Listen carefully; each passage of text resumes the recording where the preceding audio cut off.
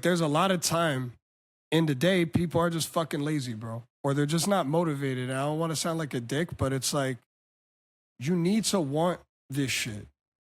First of all, like if you creating, like you gonna create anyway. I don't want to hear none of that bullshit. Like unless you got kids or like family members you gotta take care of and shit, I don't want to hear none of that. There's 24 hours in the day, my boy. Listen up. Yo, it's Toru, music producer, host of this show, producer Ed. Thank you so much for coming through and being here today. My guest today, this guy is absolutely relentless, and I think that's going to show throughout this conversation. He's been at this for over a decade. He makes records, he digs for records, he maintains a Patreon community, and holds down a job outside of all of this. And as he gets into, it's something he's proud of and has really intentional purpose and structure in everything that he does. And so I just think that, honestly, as I've been listening back to this episode, it's just like his energy is really infectious in like the best kind of way, and his dedication, you can hear it in his voice and the way that he talks, but you can also hear it in just how much fun he's having. And you can hear it in the way that he structures his time, his plan, just the prioritization. It's really, I think, relentless and dedicated is really apt for this dude. So without further ado, here's my conversation with Brainorchestra. Ladies and gentlemen, Brainorchestra. What's up, man? How are you? Yo, what up? Chilling, bro. Yeah, man. Nice to be here with you. Appreciate you coming through. Thank you. Yeah, it's good to be here, man. Thank you for inviting me. For sure, bro. And with that, I mean, I feel like it's a really natural place to go, which is, how to dig. You're obviously somebody who's got a lot. For those of you not actually watching this, you can see the man's got his nice little wall of records behind him. And I'm curious about like how the way that you dig has changed over time. Sorry, I'm coming like back from being a little sick, but yeah, how it's changed over time. I mean, when I first started digging, I was like going to like a thrift store or something like that and buying like just kind of whatever I saw. I think what happens, man, is you spend a lot of money, you have a lot of bullshit, and you realize that after buying like 500-600 records, you're like, okay, like where is the shit that people, you know what I mean? Like you reach that thought point where you're like, where are all these joints that they were sampling, right? So I think having the curiosity of like, no, I need more. I know I'm not finding exactly what I need because I'm on some dollar bin shit. I'm on some 25-cent record shit. Like you might find one or two joints every so often like that, but for the most part, you're going to find the usual suspects or just a bunch of chud, you know what I mean? So between that and, at the time doing like YouTube digging and research, I started doing a lot of further investigation on the shit that I actually wanted. Cause like I'm on YouTube and I'm finding joints and I'm like, okay, like these joints are fire. Where can I find these in the real world, right? So I'm writing down names and I started going to record stores and just developing my palette a little bit more towards what I'm trying to find, right? And I think for digging, when it comes to making beats, like people don't understand that like what you dig and how you work, how you make your beats it's the sound you develop, right? And you develop a sound in this hip hop production shit. This is one way to develop a sound is like really finding the things you want to sample that fall in line like with what you like personally and how you know how to structure things like that. And I kind of learned that early on. It's like when you're digging, you gotta try to find almost exactly what you're looking for, and after a while, you'll get familiar with labels and artist names and things of that nature, and that helps build your understanding of like the type of music you're trying to dig at the time. You could I go through phases of like genres and shit, you know what I mean? So you start just going through those phases of like, oh, I found this dude like Wim Mertens, for example. Like, let's just use him as an example. I find him, I'm like, oh, this shit is hard. What label is this? And I start digging that label, and I start finding other people from that label. I start buying their solo albums, and then that one record turned to 30 over like a month because I focused on like, all right, this is like a soft jazz sound. Like I could like make a bunch of shit like that, you know, with these types of records coming from this label. So I really started hunkering down on the type of shit that I like. And it's just after that, it's just you start seeing things over and over. You know what I mean? When you're like when you're digging, you're seeing records all the time. You're seeing shit. For the most part, you're seeing a lot of things you probably never seen or you've glossed over. But once you start finding your sections, you know, jazz, you know, fusion, whatever it is, electronic, you'll start seeing familiar names. You'll start seeing albums you've never seen before, represses you've never seen before. And that just continuously just builds up your knowledge, you know, and you're soaking it in as like a sponge always because you're intaking a lot of information, you know what I mean? So really what's changed was me going, you know, blind digging now. To me, I could blind dig now and know I found some shit because I've spent thousands of dollars blind digging and finding bullshit. And then I've spent thousands doing research to know exactly like, if they don't got a listening station, I could look it up on Discogs and off the genre and year alone, I'm like, this gonna have some shit. Like it's kind of gets to that point, you know? So, yeah. So you mentioned you found stuff online, right? And then you would use that to help you go in the store. But if you found it online, why do you need to then go to the store? If you could download the YouTube to MP3, pull that into Ableton or wherever you're flipping stuff, why go through the trouble to then go to the store and find it? Because that shit builds a much more like disciplined way of finding your sound and putting your work in towards developing yourself as a hip hop artist. You know, I think I'm not saying that people shouldn't use YouTube because I don't really give a fuck at this point because I've spent so much money on records that it doesn't matter what I think. Like it doesn't, people gonna do it anyway. So I'm gonna just stay in my corner. But I think the difference is when you do that, right? Let's say you find that Wim Mertens joint and you're like, oh, I gotta go to the record store and find this shit. And then you go to that jazz fusion fucking section and you find the Win Mertens, but now you've seen 40 other things that are like physically there in your hand. Like you're like, you know, all that shit is like the psychological high that I get. And that a lot of people like me get. It's like, I've sampled shit online. The only shit I sample online are records that cost like $2,000 that there's only one available in like fucking Lithuania or some shit. Like, you know what I mean? I'm not taking those chances, you know, but for the most part, it's like, it's that part. It's going there and doing it. And then once you do it, you're like, oh shit, I actually found this shit. Like, and then you're going to start, it's going to open up that gap. Like, oh, like I could be on YouTube all day hearing singles, but these things are physically in front of me. You know, it's a disc. You're placing the needle, you're listening, you're spending your time.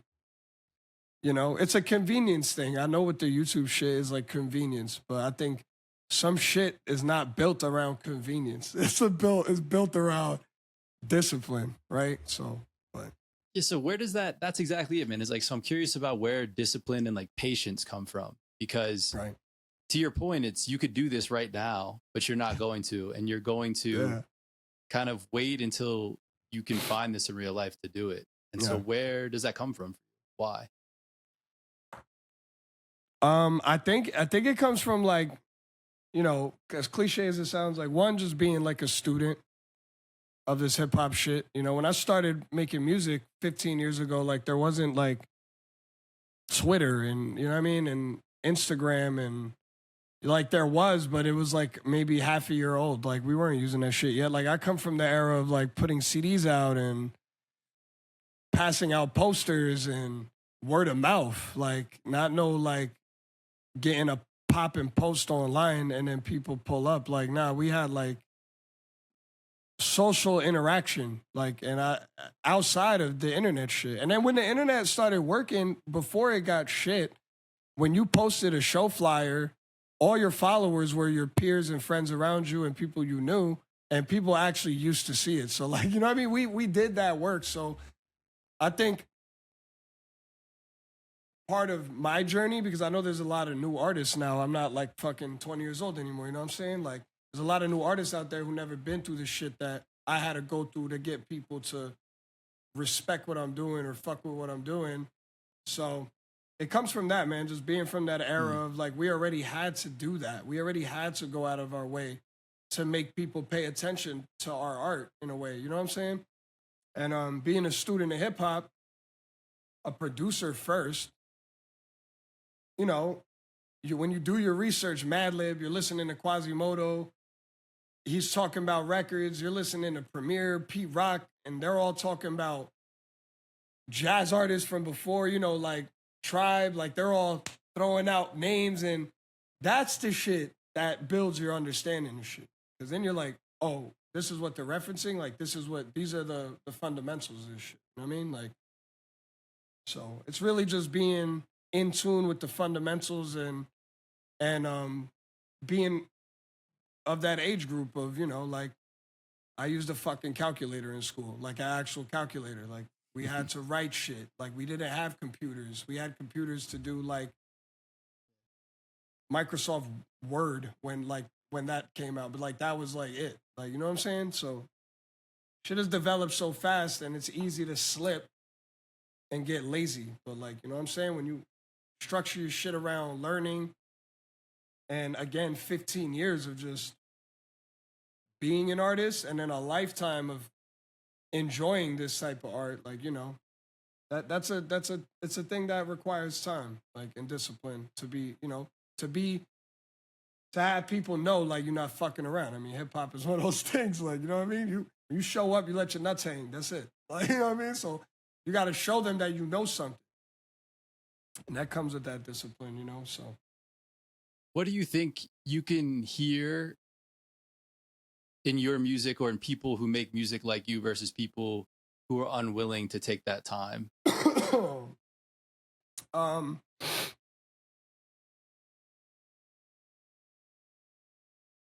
Just soul. There's a certain soul, there's a certain funk,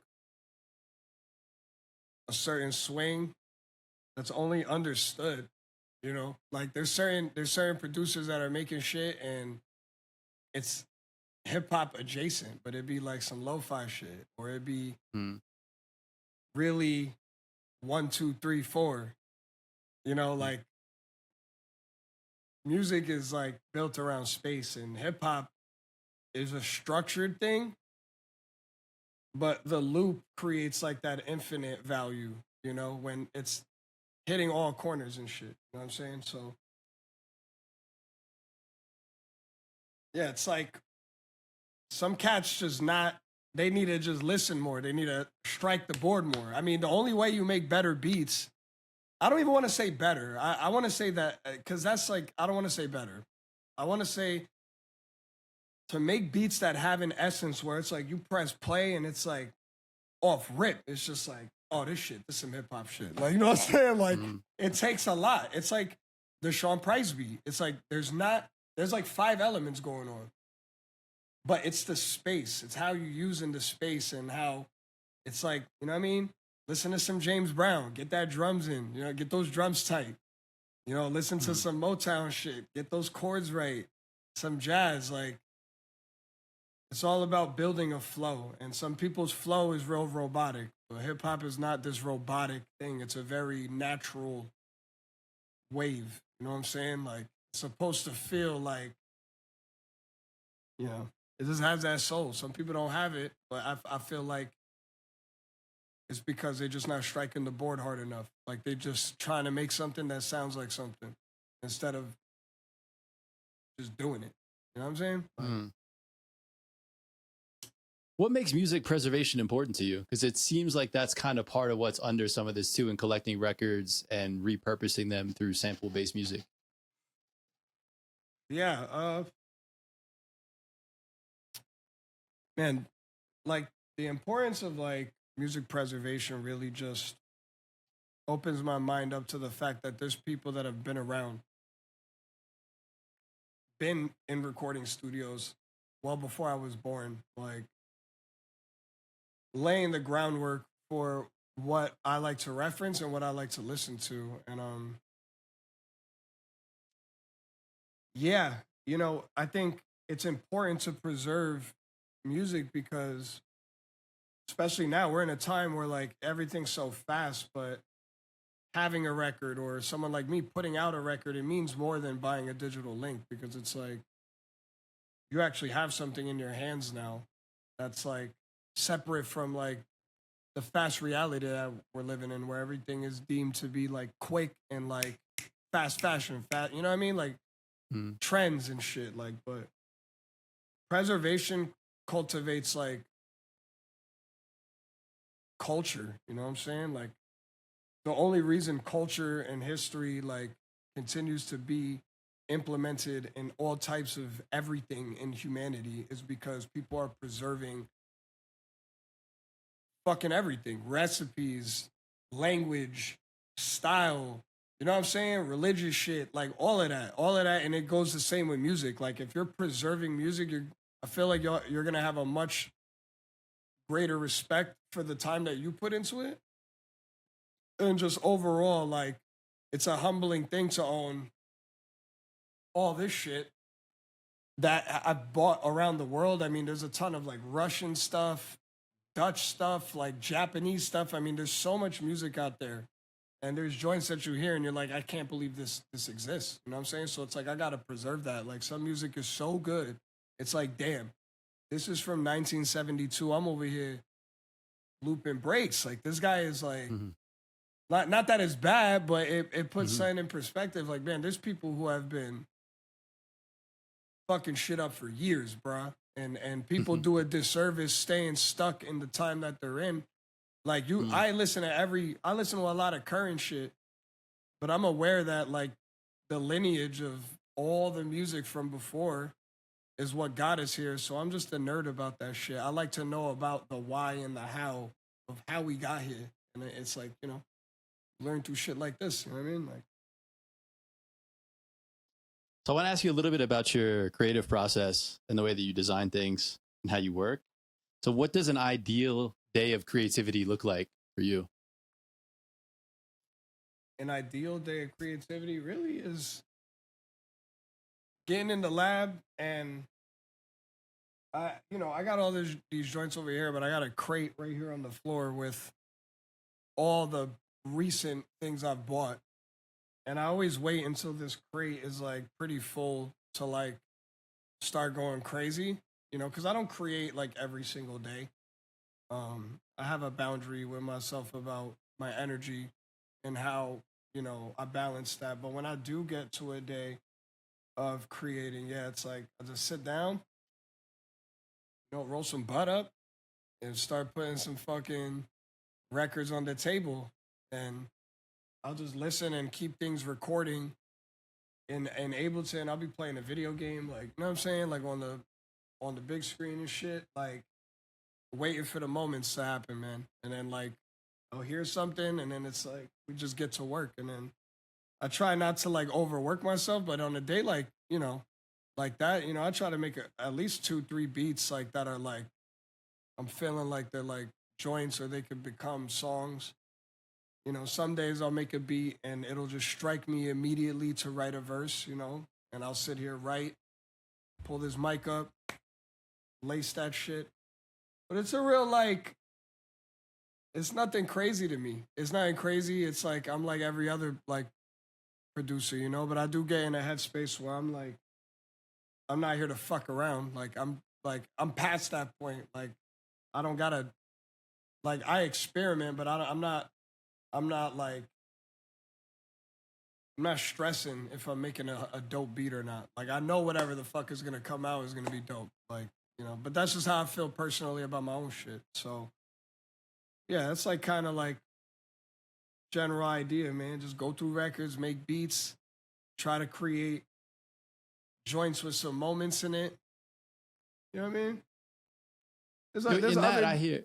Sorry. No, sorry. Go ahead. No, you're good. Go ahead. No, man. it's like other days where I don't, that for those wondering, like when I'm not making beats, it's like I'm building on ideas. Like I have an album title in my head. I'll open like a digital whiteboard and put the album title and make a budget and see like, all right, let me make a budget. Let me see how much it would cost to put X amount of records out and maybe some shirts, and let me keep it in front of me.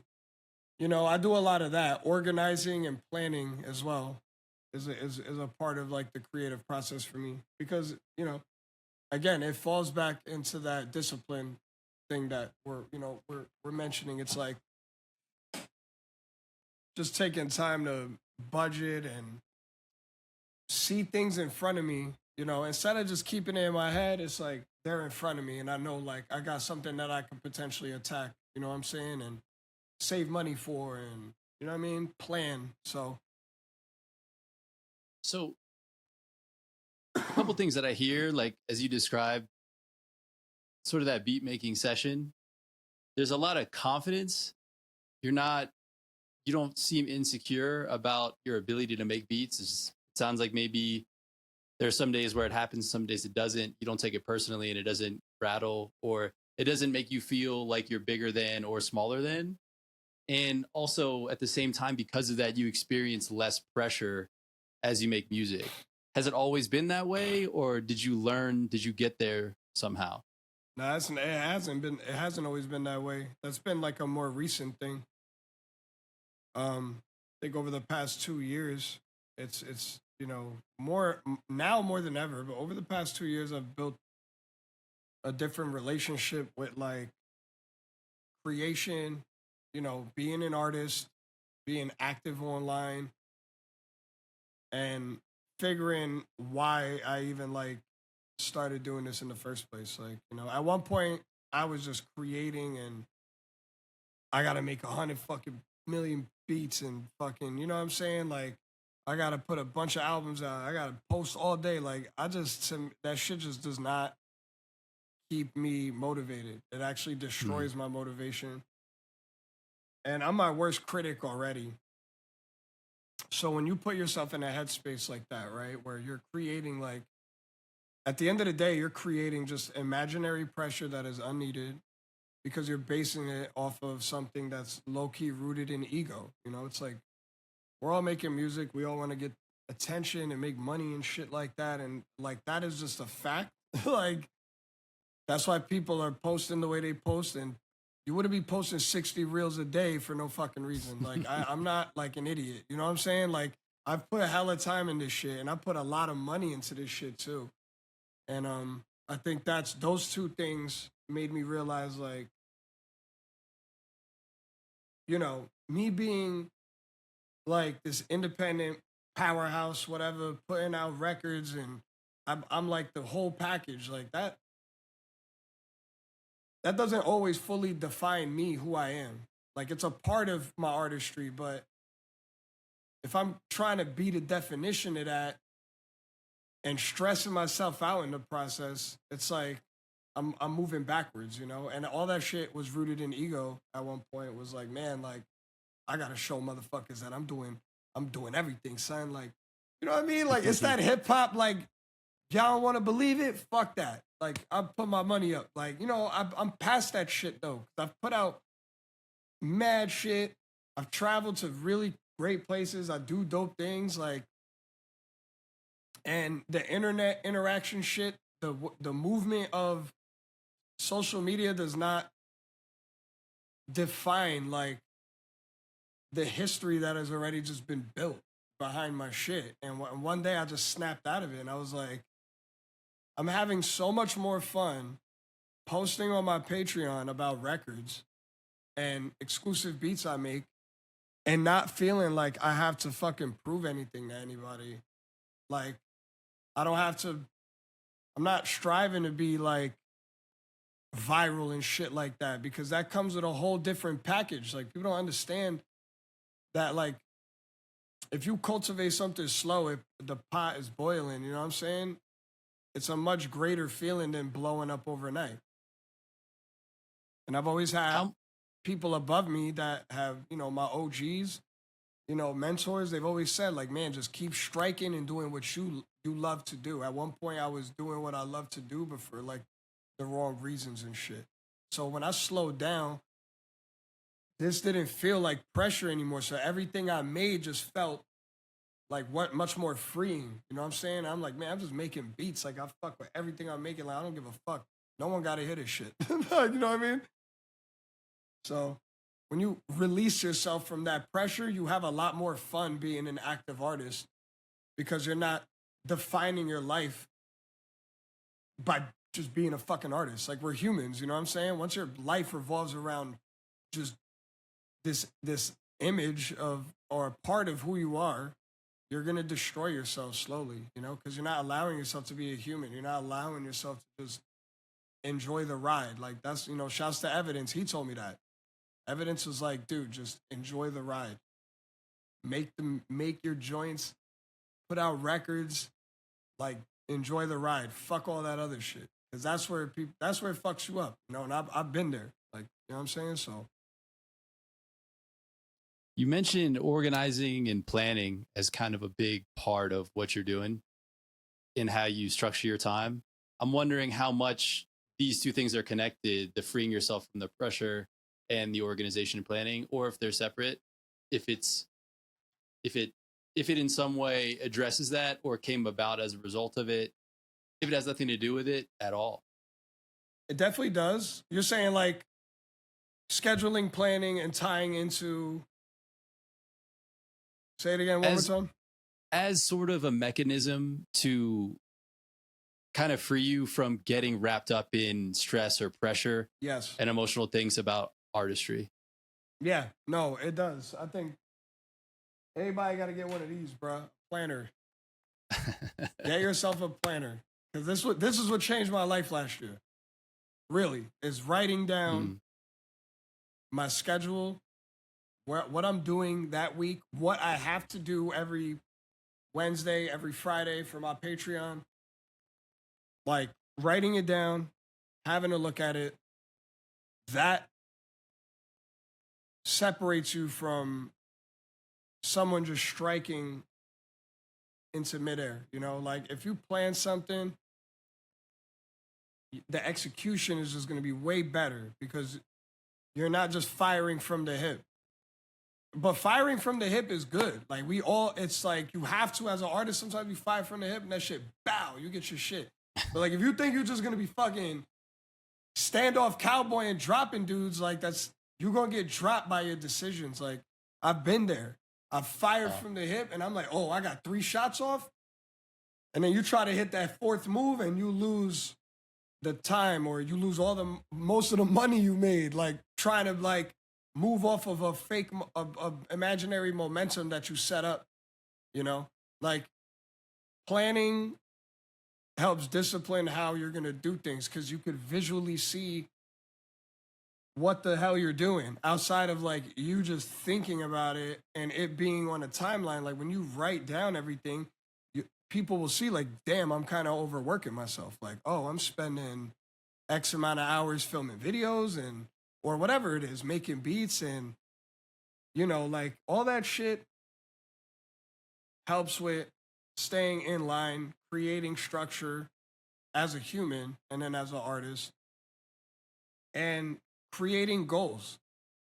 Because I think planning goals that all ties together with stepping away from the pressure that social media gives, because it's like you got to just have a goal in mind and really, really attempt it with not caution, but do some work, do some planning. It feels better when you take your time to do things and it puts you in a headspace where it's like, I have to do this. Like the people that are liking and retweeting my shit, they might not even realize how much time goes into this. But the execution always just hits better. And that's what separates, executing something at a higher level with a little bit more professional and more disciplined, view set, mindset and shit. It'll come across that way a little bit easier and you won't have to do all that extra work. because you planned it. You know what I'm saying? And I'm interrupting this conversation with Brainorchestra to bring you some good news. If you're enjoying this conversation, I want to let you know that Brainorchestra has been kind enough to open up his doll to us. And it is going to be shared as part of The Practice, which is an ongoing video archive that we're putting together where guests on the show share their process. In this particular case, Brainorchestra shared with us one of his beat tape projects and showed us several beats at once. So really, really cool. Obviously, just really fun to see how this dude works. And it is free to subscribers of the podcast. Producerhead.substack.com. And yeah, dude, it's there. Subscribe. It doesn't cost anything to subscribe. So tap in and check out the man's sessions and let me know what you think. I'm here for it, you know? And if you're having any trouble like accessing it, hit me up directly. I'll figure it out. We'll get it figured out. Peace.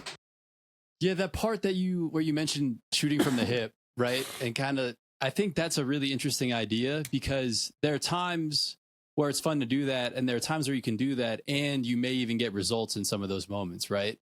And those moments can be interpreted as, oh, well, I'm better off if I just shoot from the hip because it worked this one time. But I think underneath what you're saying is shooting from the hip is not a sustainable strategy or a reliable strategy to move yourself forward towards achieving any kind of goal that matters to you. yeah, sometimes you got to be in a ghillie suit, waiting, looking, planning. You've been coordinating your fucking attack. You know what I'm saying? Like, you're whatever your target is, you know where it's at. You got the coordinates. And that sunny day is going to come where there's no wind and nothing in your way. And you're going to look through the scope and then you hit that shit. And that feels way crazier, way like when it happens and you're like, oh, I got it.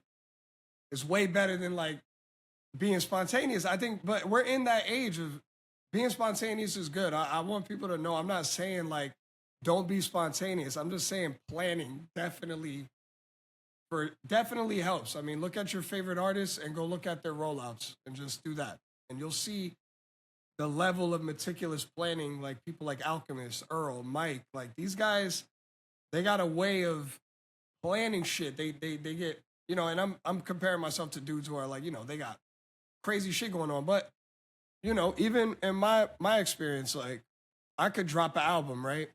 But every time I dropped the album and did a couple shows, like a little tour, 2-3 cities on the East, 2-3 cities on the West, you know, allowed time to happen to build some content, build some promo. That shit hit better because I put the time in to just plan something for people to like pay attention to, you know? You can't expect everybody to pay attention if you're like just good. Like there's so many people that are good at this shit and displaying it, you know? But now we have to it shows that you care, you know? That's really the bottom line. It shows that you care about the practice and it brings you back to why you do it, not because you could blow up overnight, shit like that, you know? I would actually say that what you're saying includes spontaneity because you've explicitly said you can't plan to make fire tomorrow when you get to the studio, right? Like, so what happens is, but you do commit some time to the studio, whatever that is for you. And that's sort of the planning. You can't plan that what's going to come out of that is going to be productive, but you can create the space consistently to go in and try. Yeah, it's like a good thing I like to say. It's like that ties into that with the spontaneous because it is always spontaneous. You're going to put the needle on the record. You don't know what's going to happen. That's like starting a fire, you know? And it's like that fire goes and then it's up to you for how long you want to keep that fire going. And that's the planning. That's the heat that continues to build up. Like the spark happens and then you build on that and it creates, you know, that's always an analogy I've used to people. I'm like, dog, this shit is like starting a fire, man. It's like you're just chipping away and it just happens. Bow. And then your fucking brain just starts going crazy. I mean, that's how I am. Like I'll hear something, I'm like, oh, this feels like this. You know, every time I work on like rap music, it's like that. Like I'll make 1 or 2 tracks and I'll really dive into like the audio of what's going on, like the sonic value, the timbres, like, and then I'm like, oh shit, this feels like I feel like a villain in this shit right here, son. Like this shit, I gotta. Now I got a goal. Now all my beats gotta have like this, you know what I mean? Some sinister shit going on. So it's like when it comes with that, like you said, that spontaneous shit, when it comes, I'm like, oh, this is it. There's another one. Oh shit. And that flame just starts getting bigger and shit, you know, and you start planning, you know, that's just like a part of it. It's like having a goal, having an idea, and then building on it, you know, it helps with being disciplined, you know. Because if you're just fucking firing all day, yeah, you're gonna miss, man. Like, How much was the structure a natural thing for you? Or have there been things that you found that have been helpful as models to help you develop your own? I'm about to say some shit. Having a job, Mm. having a job, and I go through like phases in my life where I'm freelancing full time, working part time, but people don't know like before music, during music, like I've been like in the restaurant service world. You know what I'm saying? A whole different art form that I appreciate, and that allows me to build so much structure because now if I work 10:30 to 3, I got to make sure I'm up at 6 in the morning, 6:30 in the morning, so I could go walk my dog, smoke a blunt, and get a blog post ready. Go through some records to pick something out for a blog post. Make some beats. You know, get to some work. Send some beats to somebody that I told I was gonna send beats to. Write a verse for somebody I said I was gonna write a verse for. I use like those times to really build. You know, especially in the morning. I'm like a morning person. I get up at 6 in the morning and it's like your brain is up, it's fresh. You haven't intake and nothing in the day. You ain't read no bullshit. You know what I'm saying? You ain't have nobody, you ain't have your boss fuck with you yet. Like, mind is fresh. So it's like there's a lot you could do with that. There's a lot you could utilize with waking up early, getting your shit done. Cause then by the time I'm at work, I just got mad shit done. Like I already feel accomplished. Like my day, now I'm making money. Like, come on, son. Like that, but that's how I think. I'm just a working man. I've used to work a lot, especially in my teens and early 20s. Like I would always have like 2, 3 part-time jobs and I was just fucking getting money. Like then, you know what I'm saying? Like it's one of those things, bro. Like having a job, that definitely helps because you're getting money. You're paying your bills. You could put money aside for your art. You don't have to stress about getting online and doing beat sales for fucking 2 for 3s and all this other bullshit. Like, that's what people don't get. I know it sounds like fucked up, and I'm not trying to be a dick. It's just like freelancing will get you to that point of delusion where you're selling yourself for like fucking pennies when you could go work and still have time to create, get paid, and create shit and really value it. Because then it's just a devaluing process. Like the system already is devaluing artists. You know what I'm saying? Like the system of being an artist is fucking systematically just devalued. Like, because nothing is in our favor. It's hard to get booked, hard to get tours, hard to get merch. Like people think like, you know, putting a record out is not easy. You got to have like a couple G's sometimes. Like, you know what I mean? Like you can't just do that getting online and expecting to sell verses and rap and beats all day, because then your whole life is just going to be you making music to get paid. And then when you're not getting paid, it reflects in the music. You start fucking hating this shit. Real talk, because I've been there. You know what I'm saying? I've been there where it's like you just stress yourself out. So it's like building that structure, having a job, going to the gym. I don't know, other hobbies. There's just other shit to do. Artists need to know that like you are not defined by the music you make, the paintings you paint. Like your life can't revolve around that shit because you're not going to be able to soak nothing in. You're not going to get money. There's like so many things you're not going to be able to get that actually benefit.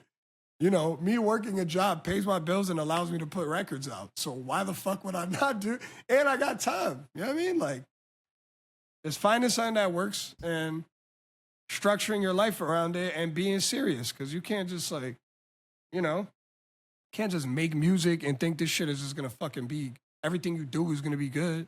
It's like we said, like you come into the studio, you don't know what's gonna happen. So if your life is revolving around making shit all day and then like selling, like, hey, beats for sale, verses for sale. Like it's like, bro, after a while, it's like, all right, like, you know what I mean? You're gonna stretch yourself thin, bro. You know what I'm saying? Like, Well, it's an interesting point too to the idea that somebody would say, I don't have enough time to make music. If I had more time, I would make more music. And what you're actually saying is, you know, as somebody who's really productive, you're doing more with less time. yes, I want everybody to know the last, all right, from 2015 to like 2020, like maybe a little bit into COVID, like I was hustling. So I was freelancing. I was moving shit around, you know, getting my rounds in, doing the do. But then I gave that up. You know, I got with somebody, you know, my partner who was like, hey, I think like you're much better than being on some like, you know what I mean? Some fast money shit. Cause again, that's another version of that. You know, like fast money being in the streets. That's another version of your mind is just occupied on dollars, bro. Because you don't know when your next play is gonna be your big play. Like you can make $50 today, you can make 10,000 the next day doing shit like that. You know what I'm saying? So it wasn't a realistic thing to do. Like, so I don't know, man. It's like there's a lot of time in the day, people are just fucking lazy, bro. Or they're just not motivated. And I don't want to sound like a dick, but it's like you need to want this shit. First of all, like if you creating, like you're gonna create anyway. I don't want to hear none of that bullshit. Like unless you got kids or like family members you gotta take care of and shit, I don't want to hear none of that. There's 24 hours in the day, my boy. Like don't go to the bar, don't go to the club. Tell your mans to pull up on you because you cooking up. That's the way I rock. My homies be, oh, what you doing? What you want? Yo, I'm in the studio. You want to come through? I'm cooking up. We could chill. We could smoke. We could drink. I don't give a fuck, but I'm working right now. Like I'm in, you know what I mean? Like you have to be serious as shit. So if I gotta work, like I said, if I gotta work 10:30 to 3 or 4 to 10, I'm utilizing the time before and the time after in some way, you know? To feel fulfilled where I got X amount done. I could go to work, make a little bag, get out of work. You know what I mean? Have dinner with my shorty, hang out with my shorty for a little bit. Then I'll put another 2-3 hours in the craft at night. And then look, I just put 6 hours out of my day into the shit I want to do. And it's not just me making beats, but it's planning. It's the blog shit. In my case, I have other outlets now that allow me to be more free with my time, and I don't stress about making beats because, you know, again, like I've also built a bit of a reputation, so I don't stress as much anymore. I know I could post some fire videos and people gonna fuck with it, you know what I mean? But I want this shit to matter. So utilizing your time, bro, is what's gonna make you find that balance, bro. Like there's enough time in the day. I believe it because if I could do it, other motherfuckers could do it. You know, I've been doing this shit for years. I've been putting records out, touring, all that, and I've had a part-time job for majority of that time. So to me, it's like I don't want to hear about ain't no time for this shit. Yeah, the other question I want to ask you about the planning piece, right? Because the planning is important, Yeah. but it's also the planning. The other piece that we've kind of mentioned is that it's mapped or connected to a higher level goal, right? It's not that just you're planning the time and doing certain things, because you can do things that aren't connected and kind of end up in a place where it's easy to be busy and look busy, but be working on the wrong thing, right? Exactly. And therefore not get results. So the one thing I wanted to ask you was, you know, deciding on goals, because I think especially in a social media world, it's easy to be in this place and kind of set goals, even if it's implicitly that are, I want what other people want, as opposed to establishing like what it is that you want. And so I'm wondering, how do you think about that? like establishing what you want in like this scape of social media as an artist. And establishing your goals as an artist and pursuing things that matter to you. Yeah, people need to know that you're doing it. These motherfuckers watching you, they're not doing it, you're doing it. And they're gonna intake the work, right? So if 2 examples, let's say I got an album, right? One, I got it mixed and mastered. I could record a couple videos, make some artwork real quick, put it out. As opposed to, all right, I got this body of work. Let me get, let's say it's 7 rap songs. Let me get 2, 3 videos. Hit your mans up. Go work, get a bag, pay your boy. Yo, I need 3 videos. Let's plan this month. Hop on Discord, look at the calendar, plan, write that shit down, and remind yourself, right? Get the artist. Like when you spend that extra month or 2 doing shit like that, that's the separation. That's what makes it like, you know what I'm saying? Like it's just like, yeah, that all of that just kind of circles back to just like, you know, you have to do it like that because people will notice. You know, when you're structured and meticulous with your shit in this day and age, it actually goes a lot farther than following trends and shit. You know what I'm saying? So that's what it's about. Like, yeah, rewind back and listen to that again right there. I'm curious about how you nurture and maintain belief in yourself and your potential as an artist. Oh man. Wow. How I maintain belief, self-worth. For one, like I said, I'm my worst critic, but I also love my shit so much. I've got to that point where like I make music and I'm like, damn, like I've wanted to make this type of fucking this song sound like for years. And when that shit comes out of like your machine or whatever the fuck, it's like, oh man, this is why I do this shit. Like, you know what I mean? Because I'm reaching for that sound and shit. You know what I mean? And that's just a part of it. But I think it's like just putting records out is a big thing. I think that really made me understand and develop an insane amount of like just self-worth to me and like belief because like, yo, it's like,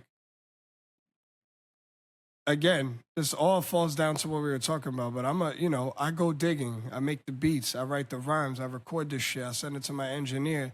He gets it back to me. I structure it. I work. I sell beats. I go to, you know what I'm saying? Whatever the case is, I get my money up. I pay the artist. I get the shit on vinyl. I get the test press. I'm shooting. You know what I mean? It's like these things, it builds to like this like crazy moment. And then you got the record in your hand and then you start promoting and you put it up, you put it out, people are buying it. It's like you're fucking shipping it across the globe. It's like that right there is like, oh shit, people actually give a fuck. Like, oh shit, like this is insane.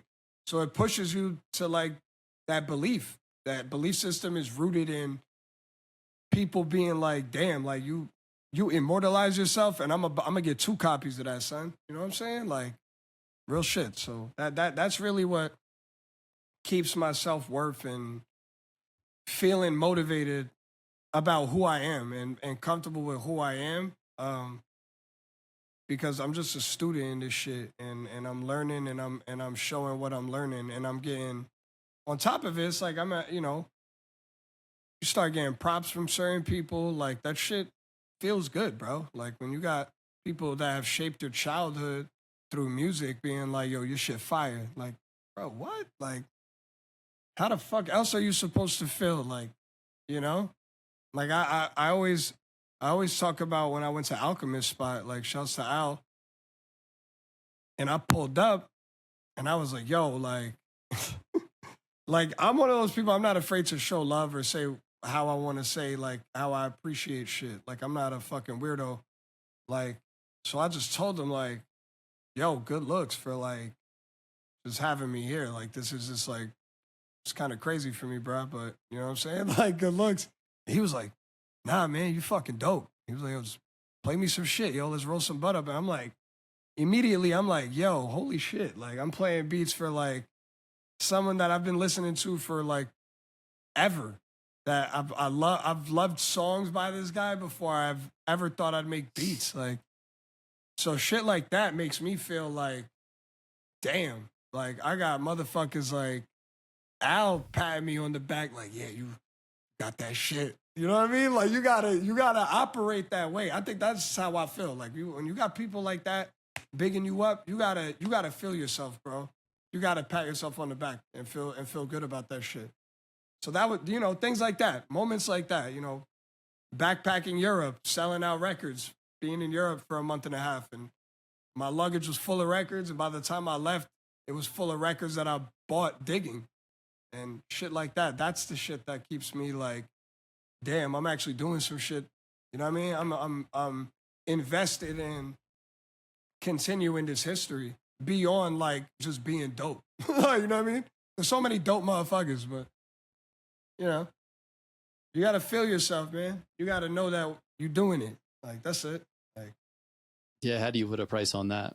there's no price on, and that's a part of that detachment shit we were talking about. Like when you realize like, yo, this is what I do. I've been doing this before I thought someone like Al or me putting records out. I've been making beats before like any of those thoughts came to my mind. I was making beats because, you know, rest in peace, my boy Earth, and shouts to my man Subject 5. Like we was in school just making beats. We was the only cats that was making beats, and we was like, oh yeah, we making beats. Like, yo, we making hip hop. Like, what's up? You know what I mean? That's the shit that keeps you grounded, bro. You know what I'm saying? Not the shit that, like, yeah, obviously, like, accomplishments are gonna boost that, but you gotta go back to why this shit is, why you spent all the money and time to fucking learn this shit. You know what I mean? Like, it ain't because you want to be popping at first. Come on, like, you know what I'm saying? Yeah, but that's how I think of it for me, you know. So I want to talk to you because you've mentioned a little bit your Patreon. And so I want to talk to you about building a business as an independent musician, because as we've kind of talked about, as you've mentioned, really, it's easy to make beats, like upload them and move on. So why take on the challenge of building a business as an independent artist? I mean, yo, real shit, it's because I started making money where the tax man started coming at me. Like, I'm not saying I was making like $1 million and shit, you know what I mean? But I've had some years where I've made like salaries, you know what I'm saying? And at that point, you gotta figure out how the fuck you're gonna, you know what I mean, maneuver. Like, you know, and then that's a whole other conversation. Like, just the type of taxes that you could pay, the type of ways you could not pay as many taxes, and you know what I mean? But it comes with a whole other set of disciplinary shit you gotta learn, like, you know, LLC stuff and taxes, and you know, so once I had to start paying taxes, I was like, okay, like, we're actually doing something here. Like, this is like, you know what I'm saying? Like, that's when you gotta look at yourself like a brand and a business. Like, yes, you're an artist, but you're generating money that's helping you survive. So now you gotta start moving like that. You know what I mean? You gotta make sure you're paying taxes. You gotta make sure you're, you know what I mean?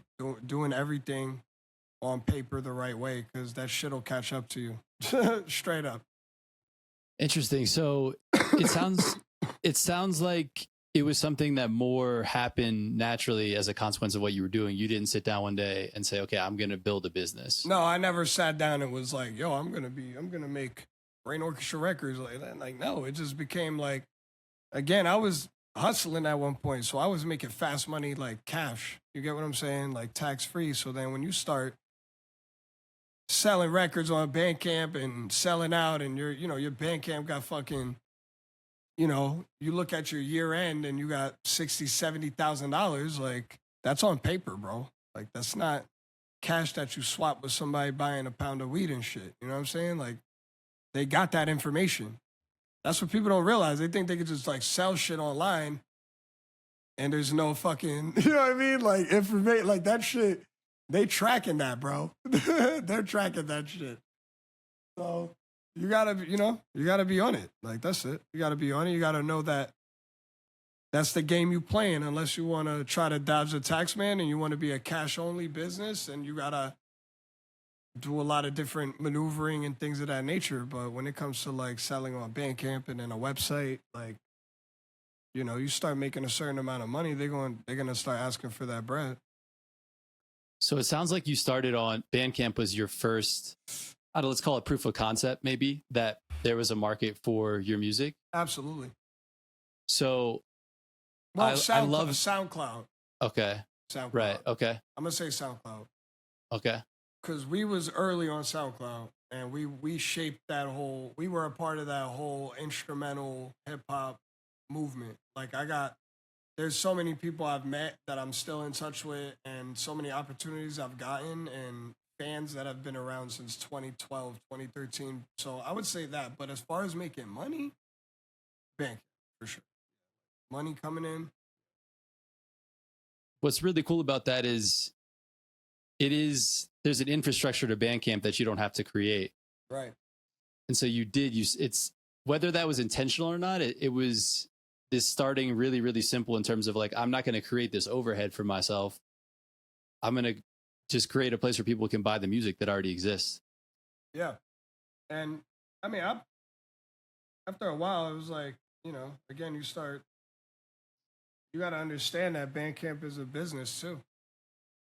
I see a lot of people, and this, no offense to people, but it's like, this is how I know motherfuckers ain't selling enough to pay taxes, because they don't understand that to pay people working requires, like, Bandcamp's a middleman.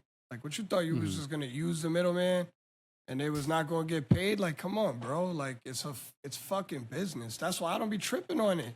That's why I was like, all right, let me make a website and then Patreon and sell music through there. Sometimes I still use Bandcamp because at the end of the day, a lot of my following get the notifications. They could buy it. They could listen. Like, it's a whole package. So people don't realize, like, you got to pay for that, man. So if you're getting mad about paying Bandcamp to host shit that's going to maybe make you a living, then I really don't know how you going to survive making, like, real money off this shit.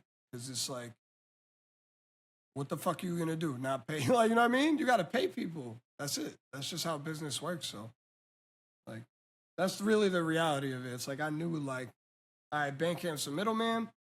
I got to make sure I'm utilizing this shit so that whatever money I make I'm in the green. I'm in a good area of investment and, income, as opposed, to gross sales and shit like that. And you got to account for all that shit. You got to account for what you're paying Bandcamp. You got to account for shipping, all that. You know what I'm saying? And if they're hosting it, don't get mad at them. Like, fucking build a website and try to sell records there. It's not that easy, bro. Yeah, talk about that transition and building your own website and your Patreon. Yeah, so the transition really came from, like, me testing where my community was at, right? It was a part of that detachment that we were talking about me feeling pressured about being, like, online and content farming and shit like that. When I created a newsletter and a Patreon, it really showed me that I have a lot of people that fuck with my shit, but anybody listening to anybody's music owes them nothing, I think. I don't think artists should be expecting anything from the people that support them, because we're already putting this out in a way where we're asking people to, like, hey, pay attention. So some people are going to enjoy, and their form of enjoying it is just listening to the reels that you post and liking it. You know what I mean? But people who will go out of their way to click a link, put their email in, go to their email, confirm, buy a record from your website. Those are the people you gotta fucking pay attention to. You know, I pay attention to everybody, and that's why I put content out. But I'm very aware that this shit is like social media is not real. You know, you could get 10,000 likes, and it doesn't fucking do anything for you besides make you look like, you know, you got something, and you did. You got a lot of people with eyes on you, and you could utilize that. But sometimes you don't. It won't. Nothing will happen from it. It'll just be a moment that's dope. But it's you know, when you could have a direct line to people, like let's say I have 10,000 followers, if I could get 200 of those people to pay $50 twice a year on 2 records or something or whatever, that ratio, that output is just much more organic and feels way more rewarding than shouting your content into an echo chamber, bro. You know what I'm saying, bro? So I realized like the transition was dope. It was just like, oh, people like my content, they like my music, but the percentage of people who actually buy my music and are willing to stay in touch is a much different number. And it brought me down a little bit. Not in a bad way, it brought me more down to earth. Like, oh, so, you know, all these numbers really aren't what they seem, but I have X amount of people that are opening my email, clicking my links, subscribing to the Patreon. Like, let me just focus on these people because they're actually listening to this shit. Like, they're actually fucking buying it. Then that's when you snap out of it. You're like, oh shit, I got 2,000 people on my newsletter, my free newsletter. How many people we got on Patreon? I got to open right now. We're at 257 total members on Patreon. You know, like those are the people that I'm paying attention to. You know, I got my community on Bandcamp that they're just waiting for me to put another project out because their form of support is just buying and listening on Bandcamp. So it's like utilizing those. It's like a trifecta: newsletter, Bandcamp, Patreon, and molding it together to just get to the community instead of trying to put out 1,000 reels that promote my fucking album. Like, you know what I mean? Right. I mean, what I hear is underneath this is the quality of the numbers, where those numbers actually exist is so much more important than just a big number in a place like social media. Exactly. Without it. Yeah. So can you talk about what business actually looks like week to week, the parts that are maybe less visible from the outside that people don't, for maybe artists that are like, maybe I should try to do something like this and don't, but are maybe curious about what that entails? Like outside of creating, you're saying? It's basically like, again, a lot of it is like planning your attack, man. Your next move. When you're not working on music, when you have a body of work, building around that, shooting, scheduling videos, scheduling artist meetups with people who, you know, that you're interested in getting an album done with artwork if you're around them. If not, you could do it like on the internet and shit like that. For me, digging, that's another part. Like that's just like I put a, you know, on my day off, I have 2 hours that I go find records, come back home. Like that's the main day that I go dig. You know what I'm saying? Yeah, it's just planning, man. I think all of this to me is just developing, constant development towards your vision. You know, I also think a lot that goes into this is the other things that you do that you consume, you know, like reading, you know, watching films that might inspire an idea into like a concept, or you know, for me it's video games sometimes. I look up video game soundtracks all the time just to like get ideas, artwork, like research on artwork from all points of history. Like, yeah, it's just kind of like really what it looks like, and just budgeting, man. Like budgeting your money, like, you know, take an X amount, put it aside for whatever goal you got. And if that, you got to watch it accumulate. And as it accumulates, you're building a realistic goal. It's just being realistic with your planning, your goals, your investments. That all goes into, you know, the process outside of making music. It's like, at least for me, digging and just plotting. You know what I'm saying? Building relationships like with artists.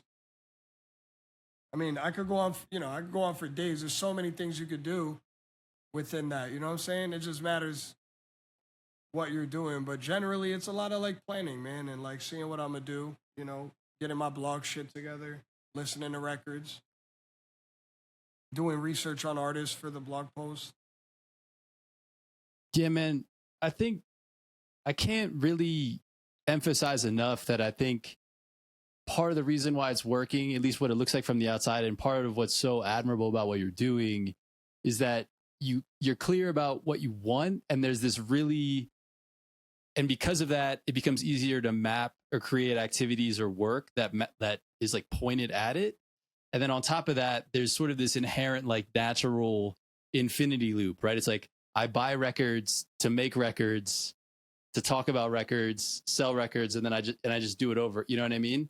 And so you're putting back into the thing that you take out of. Yeah. And so it's just it just makes so much sense. And it also probably, I would imagine, on some level helps a lot with the motivation, because you're not just creating this business, as we've talked about, just to make the money. You're patient and you're doing it and setting up in a way so that if you're making more money, you're just going to keep doing the same thing that you're doing.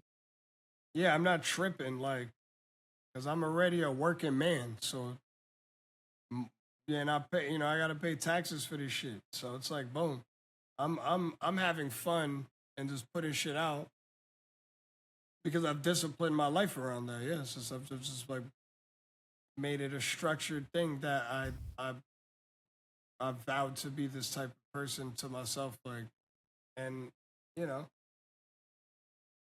yeah, it's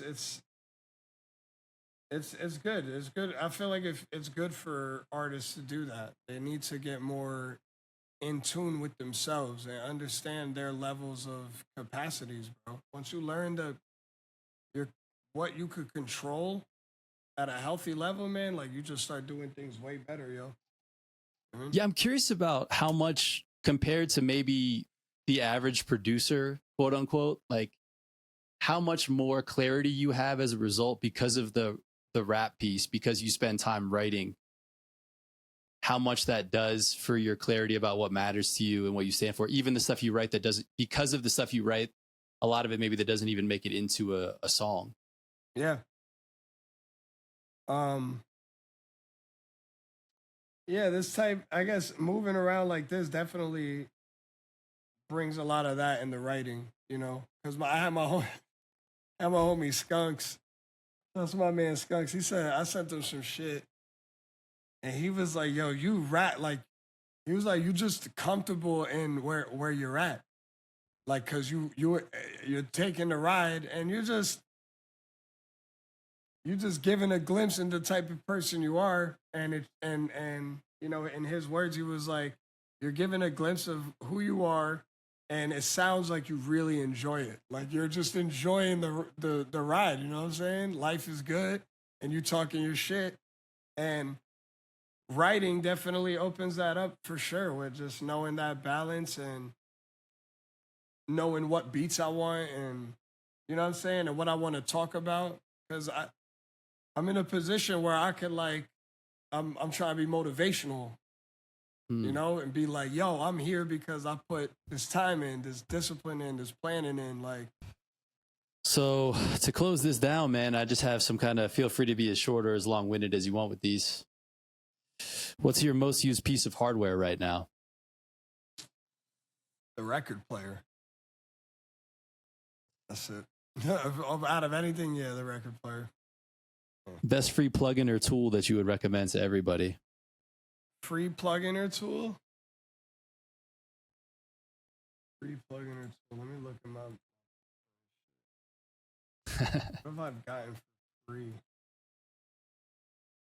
Hold on, I can tell you right now. Because I was just on a website that I got one, but I can't remember. I have so many right now.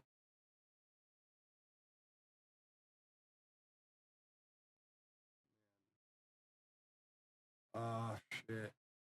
I'm looking through like my folder.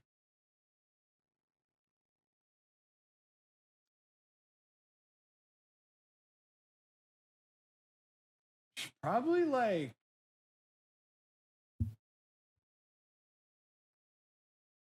the Valhalla one is good. It was like a reverb one. That was a free one. That was really good. That one just like is really good to use. I don't know, Decent Sampler. Which one's from Decent Sampler do I have? They got some free shit. Or Decent Sampler is, yeah, Decent Sampler is like this like VST that you could like just download a bunch of like, this guy on YouTube, he'll buy like crazy ass like electronic instruments and like restore them, and they'll be like Russian kid sims and shit like that, and he'll like talk about them and shit. And then he'll pull out like free packs that you could use through Decent Sampler, like loaded in, and it's very fire. Oh, that's cool. How do you spell that? I'm not hip. I've never heard of this. Decent Sampler. So if you Okay. go to Decent Sampler on Google, you'll see the plugin is free, and then if you go to like home, cool, and you go, they have a lot of free stuff if you like, you just kind of do some browsing and shit. Wow. Decent Samples, DECNT. Really cool. Never heard of this. Yeah, so it's like you would download God, so much shit. Yeah, and then they have, yeah, see, if you go down, there's like Metal Desk Lamp, Analog Waveforms, Tiger Xylophone. Wow. It's free. All this shit is free. It's like, That's crazy. I'm about to just get this xylophone right now. You know what I mean? Like, this shit is so cool. Like, I love this website. Everybody should get it because, again, if you know how to work your program, you could turn these little ass xylophones and little ass kid toys into some amazing sounding shit, and it's free. So, you know what I mean? Crazy. Yeah. One production technique you overuse. That I overuse? Mm-hmm. Shit. Using breaks, to be honest. That's why I chose the beats to show you. Those are me programming drums, because lately I've been programming drums to not get comfortable with like, all right, this guy already played the drums, they're fire. Like, but can I make a break that feels like some shit that I found? So using breaks is definitely something that I'm like addicted to doing. I definitely do it all the time. Thanks. I mean, I'm sure it's just like, I can't help but addictive drums. Yeah. See, like, I need addictive drums to just start making my own shit. You know what I mean? Yeah. What's a record you sampled that you never publicly admit to till now? Oh, wow. Hold on. Is this supposed to be like an embarrassing or like a sacrilegious flip or like what? However you want to take it. Oh my God.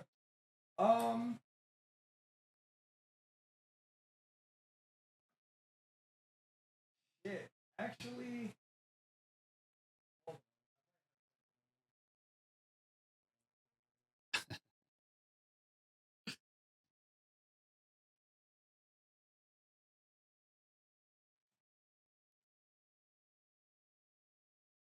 gotta give me a second now. Yeah.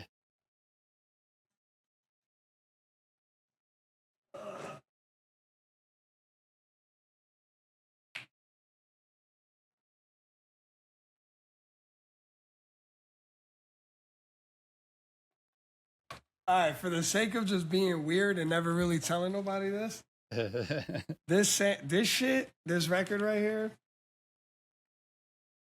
it's so hard to describe. Let me open Discogs real quick. But basically, when I was in Amsterdam, I was digging at Platypus Records. Shouts to the homies. And they were like, they saw that I was searching in a lot of like the non-music section. And I was trying to find like sound bites and comedy shit and weird. And they were like, yo, you gotta check out this record. So this shit is basically a Dutch post office record. What? It has no artist. Literally. It's like it was a record that was included with a 160-page book. And the title of the book is in Dutch. So let me get the translation, because I guess this will add some context to why this shit is funny. So Society Changes, January 1st, 1989, Society Changes. Like, that's the name of the set of the book. And I think it's about this record. Honestly, I don't really understand what's really going on. I from what I was told, it's like a record that was given to Dutch post office workers. And I think like it just like highlights the times and like how these people were like just, I guess, delivering mail. Like, it's weird because I don't speak Dutch, so I don't know what the fuck they're talking about. You know what I mean? But I feel like I'm trying to find this page that was telling me about this record. So it's an obscure, unusual record. This is what I have in a document that I kept aside. It's not a music album, but it's a corporate historical audio document. That's what they told me. And it's like, wow. It's just like, the side A. This is what they basically told me this, and then I kept it aside.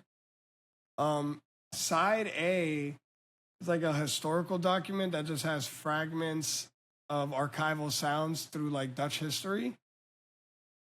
And it's like about speeches, broadcasts, and technology changes and shit. And then I think side B has like just like a bunch of other like weird ass music and sound bites of people talking about like technology and how it's changing. It's just a very obscure, wow, and strange record that I own. It's definitely one of the weirdest records I've ever bought. Also, I mean, there's just so much shit, man. You know, this Weatherman joint. There's a guy who made like weather music, like for weather channels, and they found this dude and like re-released his shit. Damn. And it's just like crazy bangers on this shit. It's like things like that. I'm always trying to find like extremely weird shit outside of like the usual jazz, prog rock, like fusion. You know, I'm always looking for the weird stuff. So that's like a couple weird joints. That yeah, at some point we need to hear those beats, man. Mm-hmm. A producer whose process you'd want to spend a day observing. Ooh.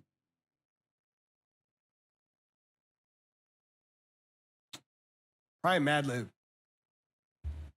Yeah, Madlib. I would love to see Madlib just make beats. Yeah, I'm sure a lot of people listening feel the same way. Yeah. Something in your studio you've been meaning to organize or fix for months.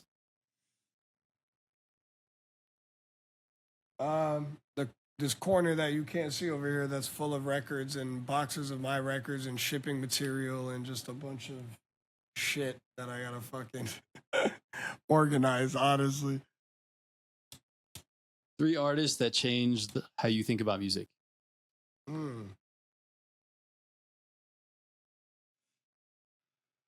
Madlib.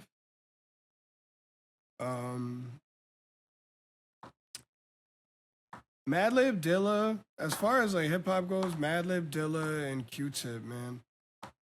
I think right now, I feel like if I were to just like fire it off of like who I'm thinking of first, it's those three. Yeah. Yeah.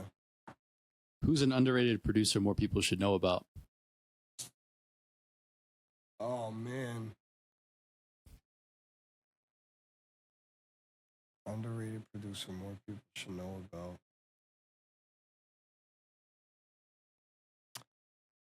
My boy Felons, he's from Jersey.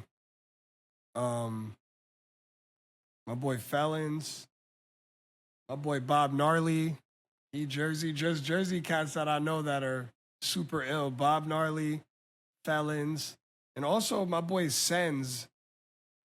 He's like on Twitter and shit, but he's like a real vinyl cat that I think he needs to get some more eyes on him. He's nasty as hell with it. Yeah. Last book, guys. movie. Yeah, right on. Last book, movie, or show that really stuck with you? Actually, the book. I'm reading a book. I just started a book right now.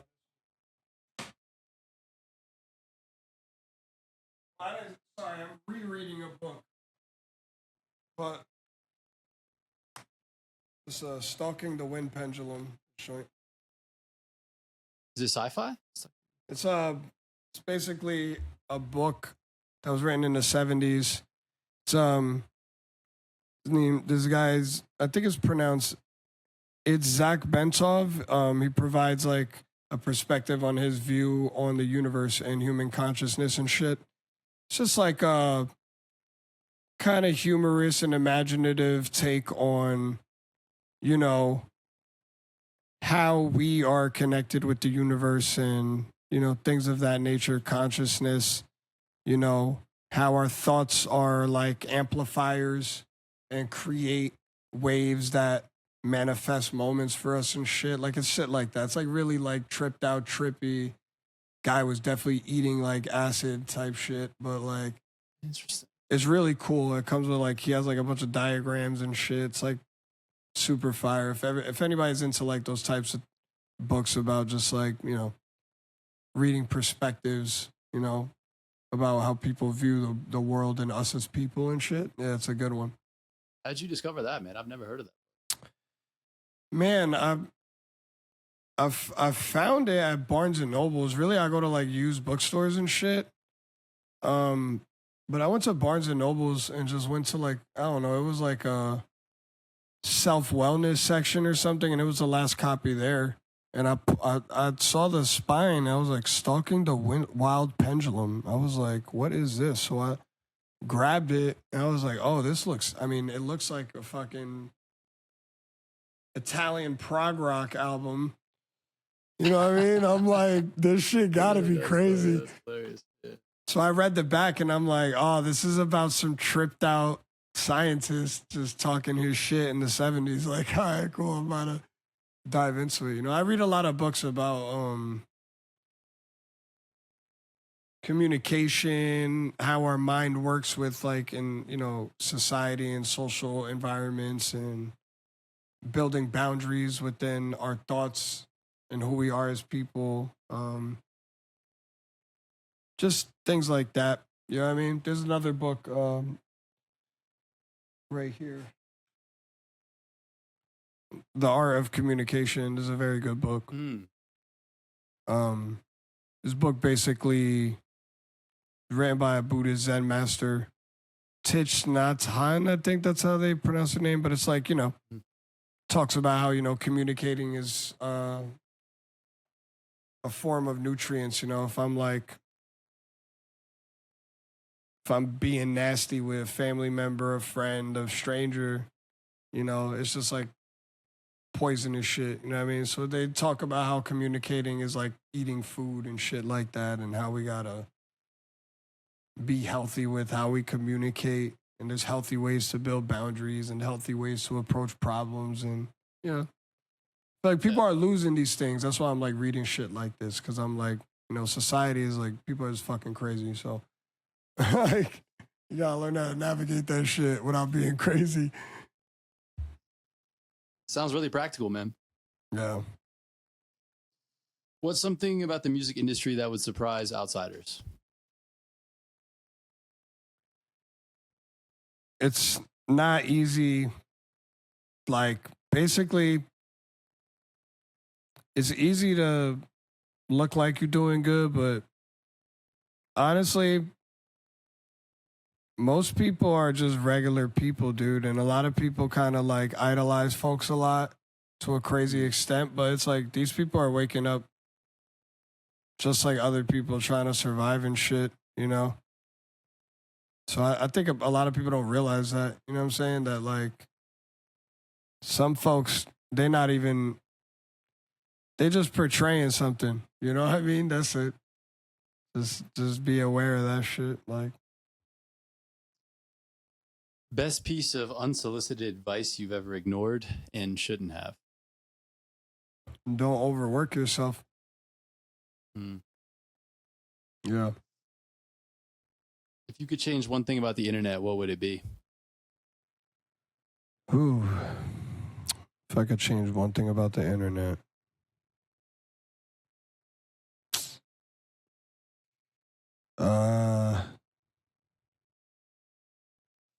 Man, it's a wild one. If I could change one thing about the internet. Honestly,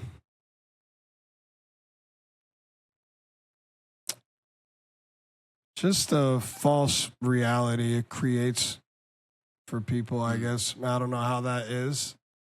I think it's become like a nuanced, kind of complex thing. But it's definitely not real. I don't know how to explain that, but yeah, it's like I would just change it to, because when it first came out, it was like no algorithms, there was no motives. That's what I would remove from social media. The need for everybody to feel like they need to sell themselves. That's the best way I could put it. If you were a character from a movie, book, TV show, who would you be? Mm.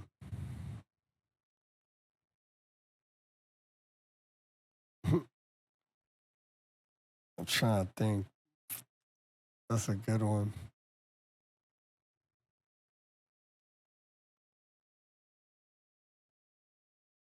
Man. Who would I be? That's a good one. Fuck.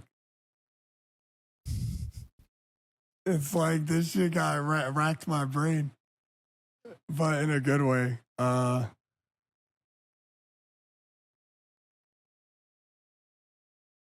Can it be from a video game? Sure. I'd probably be like Tommy Vercetti from fucking GTA 3. It'd be like the main, who's the main character in GTA 3?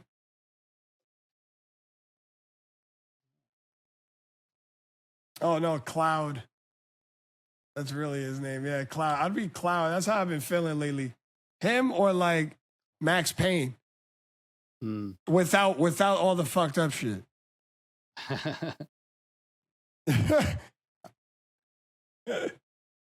Without all the fucked up shit that went on in his life. I just want to feel like Max Payne. All right, man. We've reached them, man. That's all I got for you. Is there anything else you want to say to the people here? Thank you for listening. Thanks for having me here. You know what I mean? Visit brainorchestra.net. Subscribe to that free newsletter. Patreon.com/brainorchestra. Check out the Patreon. 7-day free trial. So you could hop on for a week, check out a bunch of content. And brainorchestra.bandcamp.com. Go buy some records. Yeah, that's really it, man. We got a lot of shit coming. So, That's what's up, man. hell yeah. Yeah, man. Thank you so much, man, for coming through and being so open, sharing your process, talking about artistry and the business, and just wishing you continued success, man. Thank you so much, man. You too, bro. Appreciate you, bro. Likewise, man. This has been another episode of Producer Head. Toru, on behalf of Brainorchestra, we will catch you next time. Peace. That'll do it for my conversation with Brainorchestra. Thank you for listening. All of his links are in the show notes. This has been Toru. We will catch you next time on Producer Head. Peace.